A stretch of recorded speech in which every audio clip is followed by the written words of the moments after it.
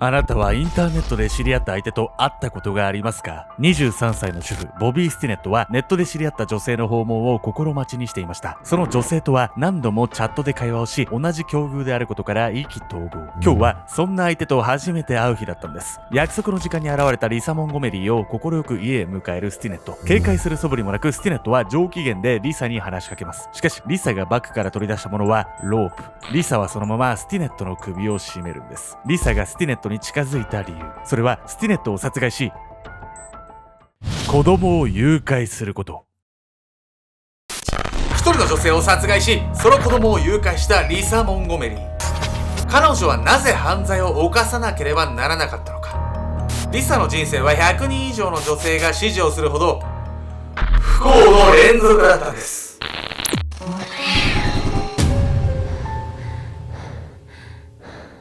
おそす、一本の映画で人生は変わるよ、ケンちゃんです。ケンちゃんの家に映画見に行きたいな。テクテクやみやみこです。本日ご紹介するのは、なんとインターネットで知り合った相手にね、会ったその日に殺害されてしまったというね、もう恐ろすぎる事件なんです。今となってはさ、ネットで会って実際に会うなんて日常茶飯事だけど、そう考えると改めて怖いわね。それではまず早速ね、リサ・モンゴメリが起こした事件の内容から見ていきたいと思います。ネット友達。遡ること17年前の2004年12月16日、アメリカミズーリ州ののどかな田舎町スキットモアが今回の舞台。鼻歌を口ずさみながら来客を迎える準備をしている女性がいます。この女性はボビー・スティネット23歳。スティネットは自宅で犬のブリーダーをしている主婦で、お腹には8ヶ月になる赤ちゃんがいるんです。優しい夫と親切なご近所仲間に恵まれ、幸せに満ち溢れた生活を送っているスティネット。彼女はこの日、インターネットで知り合った女性に犬を譲り渡す約束をしていました。相手の女性とは愛犬家が集まるオンライングループで何週間も前からチャットのやり取りをしていました。そして自分と同じ妊娠中ということで気が合い仲良くなったんです。約束の時間、インターホンが鳴り、スティネットは玄関のドアを開けました。立っていたのはリサ・モンゴメリー36歳。微笑みを浮かべるリサに対し、スティネットはやっと会えたわと手を取り、リサを家の中へと迎えました。いや、いくらさ、犬好きで妊娠中って言っても、よく知らない人でしょ。家入れちゃダメよ。スキットモアっていう街自体がね、すごいちっちゃかったんで、街の人にね、見守られてる安心感からかね、セキュリティ意識みたいなの高いわけではなかったんですよね。玄関のドアを閉め、誘導されるまま家の中へ入っていくリサ。するとリサは持っていたバッグから物干し用のロープを取り出し、スティネットの首を絞めたんです。思ってもいなかった行動に反撃もできず、苦しみもがくスティネット。声を出して助けを呼ぶこともできないんです。わずかな抵抗も虚しく、スティネットは力尽き床に横たわりました。もう息はしていません。しかしリサの犯行はここで終わりませんでした。リサが次にバッグから取り出したのは肉切りナイフ。なんとリサはそのナイフを使ってスティネットの腹部を切り裂き、赤ちゃんを取り出したんです。いや、もう恐ろすぎますよね、考えただけでも。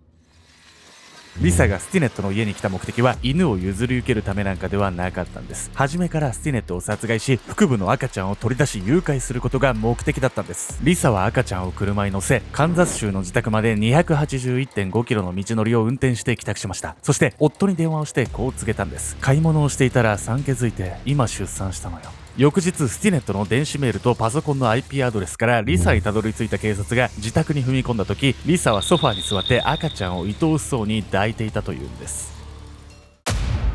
怖この人。もうやってること全部猟奇的じゃないのよ。そしてリサはね、凶悪犯として名を轟かせたんです。スティネットは亡くなっちゃったのは本当に残念なんだけど、リサは捕まったわけだし、事件としては一段落でしょ。と思いきやなんですけれど、なんとここからね、リサはね、また大きく注目を浴びることになっていくんです。死刑判決。事件から3年後の2007年10月22日、リサ・モンゴメリーに殺人罪と誘拐罪で有罪判決が確定。その4日後に死刑判決が言い渡されました。とはいえ、死刑制度を反対する声が大きいアメリカでは、実際に死刑を廃止している州も増えています。リサの裁判を手掛けている連邦政府では、死刑制度はあるが、執行には至らないという状況が続き、17年前から実質廃止となっていたんです。つまり、連邦政府の死刑判決は実質終身刑を意味しました。一生刑務所から出られないと覚悟し、収監されたリサ。しかし、13年後の2020年、その覚悟を翻す出来事が起こるんです。それは突然の死刑執行命令。リサは判決通り死刑を執行されることになりました。いやいやいや、なんで急にそんなことになるの？連邦政府って死刑反対派だったんでしょ？実は当時ね、アメリカではね、死刑囚の人数も増えてきていて、死刑囚はもうどんどん殺そうみたいな動きがあったんですよ。加えてね、リサっていうのは、妊婦のね、お腹を切り裂いた凶悪犯ということで、終身刑ではね、不十分だっていうね、世間の意見もあったんです。突然言い渡されたリサの死刑執行命令に激しく反発する人たちがいました。リサの弁護団です。リサの弁護団は司法省に対し怒涛の勢いで死刑の執行停止を求める訴訟を起こしました。リサは刑罰を理解することができない。リサの生い立ちを知れば温情の余地があるはずだ。そしてリサの死刑執行に反発したのは弁護団だけではありませんでした。リサの死刑執行が公になると100人以上の女性支持者がリサのサポートに入ったんです。妊婦の腹部を裂いた凶悪な犯罪者を死刑にするべきという意見。リサには温情を与える余地があるため死刑にすべきではないという意見。リサの死刑執行に対し世論の意見は真っ二つに割れていたんです。その結果、リサは2021年1月12日に死刑執行。執行人に最後に言いたいことはあるかと問われたリサは最後にたった一言、ないとだけ答えました。連邦政府で17年ぶり、さらには女性では67年ぶりの死刑執行だったんです。リサがやったこと考えるとさ、死刑賛成の声があるっていうのは納得できるんだけど、リサに対して女性支持者100人もついたんでしょ？普通妊婦のお腹切り裂くようなやつ支持しないでしょ、100人も。事件の内容的に凶悪すぎたんで、最初はもうリサに対するもう批判殺到の声がね、やまなかったんですけど、弁護団がね、そのリサの生い立ちとかね、公表していくうちに、リサに対する同情の声っていうのがどんどん上がってくるようになったんです。恵まれない人生。リサは1968年2月27日、アメリカ・ワシントン州で生まれました。家族は実の母親と腹違いの姉。アルコール依存症の母親は6回も結婚を繰り返し、住む家と家族が頻繁に入れ替わっていました。さらにリサの母親は幼い頃からリサを虐待。リサは母親と笑顔で会話したことなど一度もありませんでした。それどころか笑うことも話すことも自由にさせてもらえなかったんです。さらにリサが10代になると母の再婚相手からの性的虐待も始まったんです。もうさっさと離婚した方がいいですよね。母の再婚相手は家族で暮らすトレーラーハウスの隣に虐待するための小屋を建てるほどリサに執着。ある日、そんなリサの姿を母親が偶然目にします。助けを求めるリサに対し母親の反応は予想外のものでした。よくも私にこんな仕打ちをしやがって。そう言いながら母はリサに銃を突きつけたんです。仕打ちって何よ、この母親も。それリサのセリフじゃないのよ、それ。リサのね、母はね、勘違いでリサに男を取られたって思ってしまったんですよ。マジで母親も再婚相手も何なのこの家族、早くこんなとこから逃げればいいじゃないの。リサはですね、もう服もボロボロでね、精神的にもやばくなっていって、周りの人はね、リサがね、虐待されてるってことは絶対気づいてたはずなんですけど、誰一人手を差し伸べる人はね、現れなかったんです。ですがね、そんなリサなんですけど、ここで一筋の光が差してくるんです。リサは18歳になると結婚をしました。相手は母の再婚相手の息子。義理の兄弟にあたる相手で好きかどうかもわかりません。でもリサはこれで家から出られると思うと嬉しくてたまりませんでした。贅沢なんてしなくていい。毎日安心して眠る場所があるだけでいい。ただただ普通の生活を夢見るリサ。しかしその夢はすぐに打ち砕かれることになったんです。実家から解放されたリサを待っていたのは夫からの暴力。夫は結婚してからすぐにリサに対し暴力を繰り返しました。力の強い夫からの暴力はリサをさらに苦しめるんです。リサにはもう希望はありません。夢を見ることもできなくなりました。こうして長年にわたり心身ともに傷つけられてきたリサの精神状態は正常ではないんです。リサはいくつもの精神病を患い、躁うつ病やトラウマ、幻覚に悩まされ、記憶障害や二重人格も引き起こしました。物事の正常な判断などできるわけがなかったんです。地獄のような結婚生活を12年も続けたリサは4人の子供を連れ離婚。離婚できてよかったんだけど、いくらなんでもこれはリサがかわいそうってなるわね。暴力夫から離れたリサだったんですけど、新たな出会いがあるんです。現実と妄想。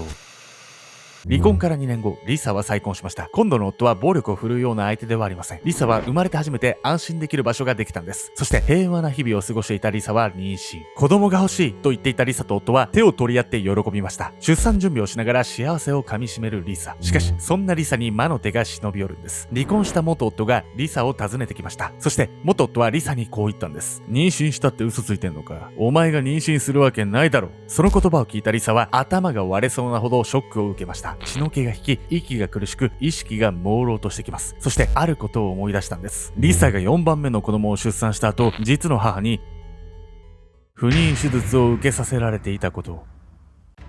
リサは妊娠できるはずがなかったんです。忘れ去りたいほど辛い過去の出来事を心の奥にしまい込んでいたリサ。彼女は現実と妄想の区別がつかなくなっていたのかもしれません。元夫はこの事実を使ってリサを脅迫しました。今の夫に妊娠が嘘だってバラすぞ。どこまでも追いかけてくる不幸な過去。妄想から覚めてもリサは現実を受け止めることはできませんでした。妊娠していなければ私の幸せが全て奪われる。そして物事の善悪の判断がつかない精神状態へ追い込まれていくんです。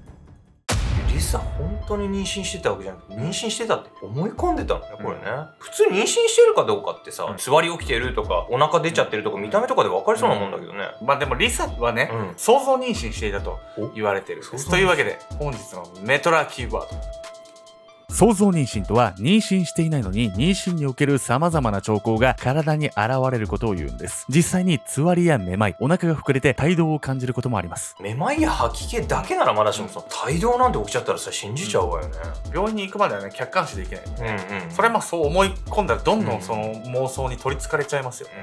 想像妊娠は妊娠したいと強く願っている時や、妊娠に対し強い不安や恐怖を持っている時に起こると言われています。リサと新しい夫は子供を望んでいたので、愛する夫のために妊娠したいという気持ちがホルモンや自律神経に影響してしまったのかもしれません。あんな生活から抜け出してやっと出会えた夫との子供だったって思ってたのにね、これはかなりショックだったわよ。そうですね。もうリサからしたらね、妄想とか想像だったみたいなことを受け入れられるわけがないんですよ。辛いわね。ですがね、リサも自分は妊娠していないってことに気づいちゃったんですよ。でもその気づいた事実をどんどんねじ曲げてって次第にね、妊娠していなければならないっていうね、よくわかんないね、精神状態にどんどん陥ってしまったんです。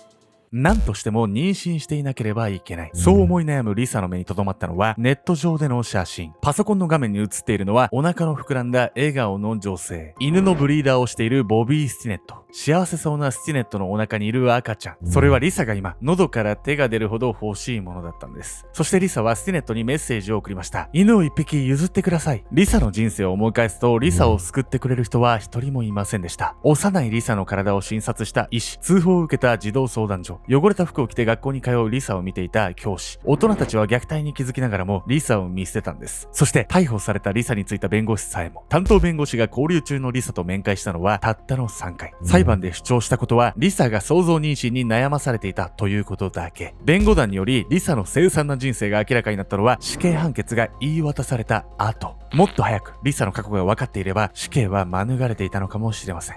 被害者のスティネットのことを考えると罪としてちゃんと裁かれてはほしいんだけど、リサには正直なところ同情しちゃうわね。虐待とかね、いろんなね、不幸なことがあると思うんですけど、早い段階でね、その不幸を断ち切るってことがいかに重要か。やっぱ何かしらこう、きっかけとか、理由とかね、いろんな原因がある中で、我々がね、こうやってアルゴメトリーっていう動画を通してね、伝えたいことでもあるんですけど、やっぱ犯人なりの理由があったりとかね、もしかしたら皆さんのね、周りにもね、きっかけになっちゃうみたいな人いるかもしれないんでね、自分とかね、周りの人とかね、よくね、観察するようなきっかけにね、この動画がね、なればね、嬉しいなと思うんですけれども。リサに誘拐されたスティネットの赤ちゃんは女の子でした。現在も父の元で元気に生きているんですが、情報は公開されていません。娘には普通に過ごしてほしいだけだ。父親はそう語っていました。無事だった女の子がただただ普通に幸せに生きてくれることを僕は願っています。